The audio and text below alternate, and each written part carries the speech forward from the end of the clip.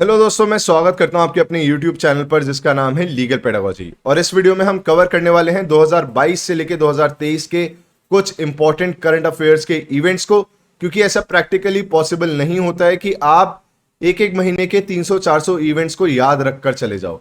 तो हम फोकस करेंगे उन इवेंट्स पर जहां से आपसे क्वेश्चंस पूछे जा सकते हैं। और ऐसे ही आपको भी करंट अफेयर्स कवर करने हैं, आपको सारी बातें नहीं पढ़नी है, कुछ कूड़ा करकट भी होता है, आपको उसमें से छाट कर जो डायमंड है वो वाले इवेंट्स पढ़ने हैं।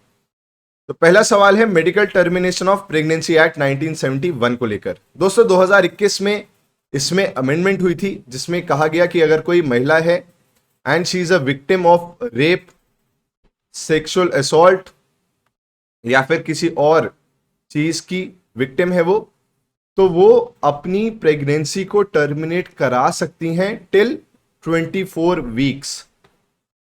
Till 24 weeks of pregnancy, she can get her pregnancy terminated। तो ये 26 हफ्ते का नहीं है, ये 24 हफ्ते का है, तो इसलिए आंसर हो जाता है गलत। अगला है कि opinion of one doctor is required till 20 weeks and two doctors till 24 weeks. तो बात क्या है कि अगर कोई ऐसी विक्टिम प्रेगनेंसी अबॉर्ट कराने जाती हैं, तो अगर प्रेगनेंसी को 20 हफ्ते ही हुए हैं तो एक ही डॉक्टर का ओपिनियन चाहिए होगा। अगर 20 हफ्ते से लेकर 24 हफ्ते का टाइम हो चुका है तो दो डॉक्टर्स का चाहिए होगा। तो ये ऑप्शन है एकदम सही, आंसर हो जाता है ऑप्शन बी। अगला है स्वच्छता सर्वेक्षण 2022 से रिलेटेड कौन सी स्टेटमेंट करेक्ट है। तो ये ministry of housing and urban affairs इसको लॉन्च करता है, ये बात बिल्कुल सही है। इसके जो मिनिस्टर हैं वो हरदीप सिंह पुरी हैं। और इंदौर शहर जो है मध्य प्रदेश में, It emerged as India's first 7-star garbage free city। ये बात भी एकदम सही है, तो आंसर हो जाता है ऑप्शन सी। अगला है कि ग्लोबल इनोवेशन इंडेक्स को रिलीज करता है वर्ल्ड इंटेलेक्चुअल प्रॉपर्टी ऑर्गेनाइजेशन। तो ये बात एकदम सही है, WIPO इसको रिलीज करता है।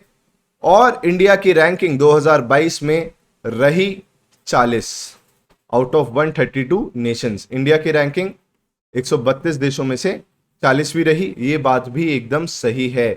आप इंडिया की इस वाली रैंकिंग को वर्ल्ड इंटेलेक्चुअल प्रॉपर्टी वाली रैंकिंग से कंफ्यूज मत करना। उसमें इंडिया की रैंकिंग 42 है और इसमें ग्लोबल इनोवेशन इंडेक्स में इंडिया की रैंकिंग 40 है। तो आंसर है option 2, that is both A and B. अगला है सवाल प्रधानमंत्री आवास योजना से रिलेटेड। प्रधानमंत्री आवास योजना का उद्देश्य है कि जो लोग इकोनॉमिकली वीकर सेक्शन से आते हैं उनको अफोर्डेबल हाउसिंग घर प्रोवाइड करना। तो पहले इसकी डेडलाइन थी 2022 की, पर अब इसको एक्सटेंड कर दिया गया है 2024 तक। तो यह बात एकदम सही है।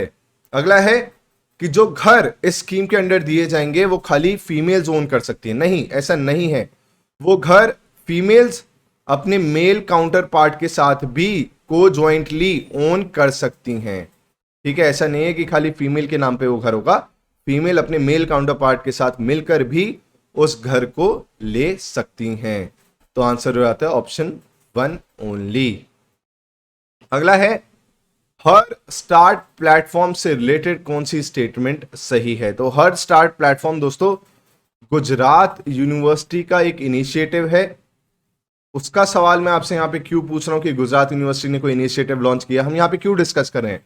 रीजन है कि हर स्टार्ट प्लेटफॉर्म का इनॉग्रेशन हमारे देश की प्रेसिडेंट द्रौपदी मुर्मू जी ने किया था, उस वजह से सवाल यहां पे पूछना इंपॉर्टेंट हो जाता है। इसका उद्देश्य है हर स्टार्ट प्लेटफॉर्म का कि जो विमेन एंटरप्रेन्योर्स हैं, जो महिलाएं हैं जो कि बिजनेस से जुड़ी हुई हैं, उनको गवर्नमेंट और प्राइवेट इंटरप्राइजेस से कनेक्ट कराना। ठीक है, तो पहला ऑप्शन तो हो जाता है सही, दूसरा ऑप्शन हो जाता है गलत, क्योंकि इनिशिएटिव है गुजरात यूनिवर्सिटी का।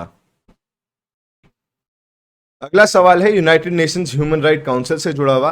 तो पहला ऑप्शन कह रहा है कि जो एक काउंसिल है वो एक पीरियोडिक रिव्यू लेता है सभी यूएन मेंबर स्टेट्स का, जिसको यूनिवर्सल पीरियोडिक रिव्यू कहा जाता है। तो ये बात एकदम सही है, ऐसा ये काउंसिल करता है। यही जो काउंसिल है वो साल में 3 बार मिलता है। ठीक है, अलग अलग महीनों पर साल में 3 बार इस काउंसिल की मीटिंग होती है। तीसरी बात है कि जो United nation human right council में मेंबर्स होते हैं, ठीक है, वो कौन इलेक्ट करता है? वो जनरल असेंबली के लोग इलेक्ट करते हैं, यूएन की जनरल असेंबली के लोग इलेक्ट करते हैं। तो ये भी स्टेटमेंट है सही। तो आंसर हो जाता है option D, that is all of the above. आपको बस एक काम करना है, आपको मुझे कमेंट सेक्शन में ये बताते हुए जाना है कि आपके इन सभी सवालों में से कितने सवाल सही हुए थे, और लाइव चैट में अगर आप आंसर कर रहे हैं, चाहे आप गलत करें सही करें, उसको जरूर अभी करते रहें, ठीक है। अगला है डिलिमिटेशन कमीशन से जुड़ा हुआ। क्यों सवाल इंपॉर्टेंट है? क्योंकि जम्मू एंड कश्मीर में अभी डिलिमिटेशन हुआ है। तो पहला ऑप्शन है कि it is a commission appointed by the president of India under the provision of delimitation commission act. ये स्टेटमेंट सही है। इस कमीशन को अपॉइंट किया जाता है by the president of India, जिसमें अलग अलग मेंबर्स रहते हैं जो कि इलेक्शन कमीशन ऑफ इंडिया के साथ मिलकर काम करते हैं। डिलिमिटेशन कमीशन का दोस्तों काम क्या होता है कि एरिया को बांटना, कि भाई अगर एक एमपी यहां से चुना जाएगा तो उसका कितना एरिया कवर होगा, या एक एमएलए के लिए कितनी कॉन्स्टिट्यूएंसी का एरिया रहेगा। तो ये डिलिमिटेशन कमीशन जो होता है वो उस टेरिटरी को निर्धारित करता है, ठीक है। वहीं जो डिलिमिटेशन कमीशन के ऑर्डर्स होते हैं उनको आप किसी भी कोर्ट में चैलेंज नहीं कर सकते हो, ठीक है। तीसरी बात, जो मॉडिफिकेशन ये डिलिमिटेशन कमीशन लाता है, मान लो पहले एक एमएलए के एरिया में कमला नगर आ रहा था, मॉडल टाउन आ रहा था, आजाद मार्केट आ रहा था, पर अब आजादपुर भी आ गया है, पीतमपुरा भी आ गया है, ठीक है। ये जो मॉडिफिकेशंस आए हैं, ठीक है, इनको रिस्पेक्टिव स्टेट असेंबली के सामने रखा जाता है, ठीक है। अगर लोकसभा एमपी वाले चीज को लेकर कोई बदलाव आया है तो लोकसभा में भी रखा जाएगा, पर ये लोग उसमें कोई मॉडिफिकेशन नहीं कर सकते हैं। खाली उन मॉडिफिकेशंस को इनके सामने रखा जाता है जिससे कि इन्हें पता लग जाए, पर ये लोग मॉडिफिकेशन उसमें नहीं कर सकते हैं। तो तीनों ही ऑप्शन हो जाते हैं करेक्ट। यहां पे ऑप्शन नहीं दिया गया, ऑल ऑफ द अबव इसका आंसर होगा, ठीक है। अगला है गवर्नमेंट ऑफ इंडिया का जो फ्लैगशिप प्रोग्राम है मेक इन इंडिया, उसको 2022 में कितने साल हो गए थे? तो दोस्तों ये मेक इन इंडिया प्रोजेक्ट शुरू हुआ था 2014 में, तो 2022 में उसको 8 साल पूरे हो गए हैं। अगला है कौन से भारतीय को सबसे पहला क्वीन एलिजाबेथ सेकेंड अवार्ड मिला है? क्वीन एलिजाबेथ के नाम पे जो अवार्ड पहली बार दिया गया है वो किस भारतीय को मिला है? तो दोस्तों वो मिला है सुएला ब्रेवरमैन को। सुएला ब्रेवरमैन होम मिनिस्टर भी हैं यूके की, ठीक है। तो इन्हीं को ही ये अवार्ड दिया गया है। अगला है कि which Indian international airport has received airport service quality award 2022? तो दोस्तों ये अवार्ड दिया गया है कोचिन इंटरनेशनल एयरपोर्ट को, ठीक है। कोचिन इंटरनेशनल एयरपोर्ट को ये अवार्ड दिया गया है। वहीं बिजिएस्ट एयरपोर्ट में इंदिरा गांधी इंटरनेशनल एयरपोर्ट का टॉप 10 में नाम आता है, ये बात आप याद रखिएगा। पर अगर आपसे पूछे एयरपोर्ट सर्विस क्वालिटी अवार्ड किसको मिला है, तो वो कोचिन इंटरनेशनल एयरपोर्ट को मिला है। और बिजिएस्ट एयरपोर्ट में कौन सा एयरपोर्ट शामिल हुआ है टॉप 10 में वर्ल्ड वाइड, तो वो इंदिरा गांधी इंटरनेशनल एयरपोर्ट है दिल्ली का। अगला है what is the name of the operation launched by CBI to deal with sexual harassment of children online? बच्चों को ऑनलाइन सेक्सुअल हैरेसमेंट से बचाने के लिए सीबीआई ने एक ऑपरेशन लॉन्च किया है, उसका नाम है ऑपरेशन मेघा चक्रा। तो ये बात आप याद रखना। अगला सवाल है इंडियन आर्मी ने भारत का पहला एवलांचे मॉनिटरिंग रडार सिस्टम कहां पर एस्टैब्लिश किया है? एवलांचे आप जानते हैं बर्फ वाली जो जगह होती है वहां पे एवलांचेस आते हैं, तो उसको मॉनिटर करने के लिए पहली बार रडार लगाया है इंडियन आर्मी ने। कहां पर लगाया है? सिक्किम में लगाया है, ठीक है। ये बात भी आपको याद रखनी है। तो दोस्तों इस पूरी वीडियो में या जो भी हम वीडियोस लाते हैं चैनल पर, प्लेलिस्ट बनी हुई है अलग अलग, उसमें हम उन्हीं इवेंट्स पे फोकस करते हैं जहां पे सवाल पूछे जाते हैं। आप अगर मेरी स्टैटिक जीके की प्लेलिस्ट देखेंगे तो वहां पे आपको सवाल दिखेंगे कि इस साल एमएचसीईटी में भी वहां से सवाल आए हैं। तो आप इसको अच्छे से करें, चीजों को रिवाइज जरूर करें बार बार। जब तक रिवाइज नहीं करेंगे तब तक कोई फायदा नहीं होगा। और अगर आप कोई डेडिकेटेड बैच चाहते हैं तो हमारी mobile application legal pedagogy download कर सकते हैं। उसमें लाइव और रिकॉर्डेड लेक्चर्स आपको दिए जा रहे हैं। करंट अफेयर का बैच है, उसमें मैथ्स का बैच है, पॉलिटी का बैच है, मॉक टेस्ट की एक अलग सीरीज है। उसके लिए आप हमारी मोबाइल एप्लीकेशन डाउनलोड कर सकते हैं और उसके स्टोर सेक्शन से वो बैच ले सकते हैं, या इस कॉन्टैक्ट नंबर से भी सारी इंफॉर्मेशन ले सकते हैं। पर एक बात याद रखना कि अगर आपके पास उतनी इकोनॉमिक कंडीशन अच्छी नहीं है, वैसे तो इन बैचेस का प्राइस बहुत कम ही है, पर फिर भी अगर आपकी इकोनॉमिक कंडीशंस अच्छी नहीं है तो एक बात आपको क्लियर करना चाहता हूं कि एंट्रेंस एग्जाम कोचिंग लगाकर ही क्लियर होता है, ऐसा बिल्कुल भी नहीं है, ठीक है। क्योंकि मैं चाहता हूं वो बच्चा जिसकी आर्थिक स्थिति अच्छी ना हो वो हताश ना हो इस बात से, ठीक है। खुद से पढ़ो, मेहनत से पढ़ो, ऊपर वाले पर विश्वास रखो, अपनी मेहनत पर विश्वास रखो, बिल्कुल सफल हो जाओगे, ठीक है। अगला है which of the following district has achieved 100% digitalization of banking operations. तो दोस्तों वो डिस्ट्रिक्ट है कौन सा? वो डिस्ट्रिक्ट है लेह, जहां पे 100% बैंकिंग ऑपरेशंस का डिजिटलाइजेशन हो गया है। वहीं कोलम क्या है? कोलम बना था constitutional literate district, constitution literate district हमारे देश का पहला। अगला है which is the first Indian bank to get RBI approval for rupee trade. Rupee में ट्रेड करने के लिए कौन से पहले भारतीय बैंक को आरबीआई अप्रूवल मिला? तो वो है दोस्तों यूको बैंक। अगला सवाल है कि जो हमारे देश का सबसे लंबा रिवर क्रूज चलता है, चलने वाला है, जो कि बनारस से चलेगा डिब्रूगढ़ तक वाया बांग्लादेश, ठीक है। तो एक रिवर क्रूज चलने वाला है, गंगा नदी पर चलेगा, बनारस से शुरुआत होगी उसकी और डिब्रूगढ़ तक चलेगा वाया बांग्लादेश, ठीक है। बांग्लादेश से गुजरता हुआ डिब्रूगढ़ तक वो जाएगा। तो उस लॉन्गेस्ट रिवर क्रूज का नाम क्या है? तो उसका नाम है गंगा विलास। अगला है कि राजपथ का नाम बदलकर अब क्या कर दिया गया है? राजपथ का नाम बदलकर अब कर दिया गया है कर्तव्य पथ, ठीक है।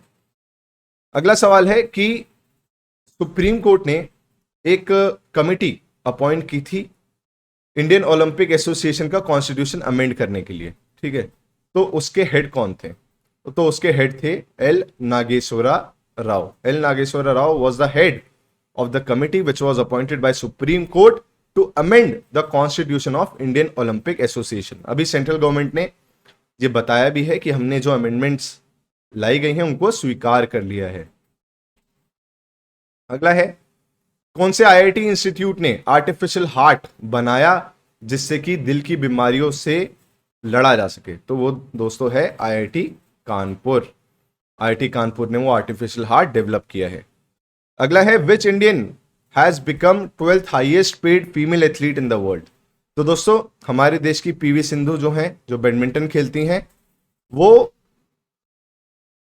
12वें नंबर पर रही amongst highest paid female athletes in the world. विश्व में जितने भी महिलाएं एथलीट हैं उसमें पैसे कमाने पर हमारी देश की पीवी सिंधु 12वें नंबर पर रही। अगला है who has become the most expensive player of the IPL history. दोस्तों इस साल सैम करन की 18.5 करोड़ के आसपास की बोली लगी थी और वो आज तक के सबसे महंगे आईपीएल के प्लेयर हो गए हैं, ठीक है। सैम करन किस टीम से खेल रहे हैं? पंजाब किंग्स 11, ठीक है, इस टीम से खेल रहे हैं। अगला है how many celebrities one Raman Magsaysay award 2022। Raman Magsaysay award को दोस्तों एशिया का नोबल भी कहा जाता है। ये बात भी आपसे पूछ सकता है कि एशिया का नोबल पुरस्कार किसको कहा जाता है? तो रोमन मैग्सेसे अवार्ड को एशिया का नोबल भी कहा जाता है, नोबल प्राइज। तो ये कितनी सेलिब्रिटीज को मिला? ये 4 लोगों को मिला। अगला है who has been appointed as the second chief of defence staff. दोस्तों सीडीएस सबसे पहले थे बिपिन रावत जी, उनकी अकस्मात निधन हो गया था एयरप्लेन क्रैश होने की वजह से। तो अब दूसरे चीफ ऑफ डिफेंस स्टाफ बने हैं, कौन बने हैं? अनिल चौहान जी। अगला है नए चेयरमैन कौन है लॉ कमीशन ऑफ इंडिया के? लॉ कमीशन ऑफ इंडिया का टेन्योर बढ़ा दिया गया था, ये बात आपको पता होगी। लॉ कमीशन वैसे जनरली 3 साल के लिए अपॉइंट किया जाता है कोई भी एक लॉ कमीशन, पर इस साल उसका टेन्योर बढ़ा दिया गया था उसके चेयरमैन का, जिनका नाम है जस्टिस ऋतुराज अवस्थी। फॉर्मर जज हैं justice Rituraj Awasthi is the chairman of law commission of India. अगला है who has won under 17 FIFA women world cup 2022। अंडर 17 फीफा विमेन वर्ल्ड कप 2022 का दोस्तों जीता था स्पेन ने। अगला सवाल है पहली बार किस पार्लियामेंट्री फोर्स में 2 महिलाएं ऑफिसर्स को प्रमोट कर आईजी की रैंक दी गई है? इंस्पेक्टर जनरल की रैंक पे प्रमोट किया गया है पहली बार किस पार्लियामेंट्री फोर्स में 2 महिलाएं ऑफिसर्स को? तो दोस्तों वो है सीआरपीएफ। दोस्तों ये रिसर्च करने में सवालों को काफी मेहनत हमारी लगती है, फिर पूरी वीडियो रिकॉर्ड करने में भी मेहनत लगती है, बोलने में भी मेहनत लगती है।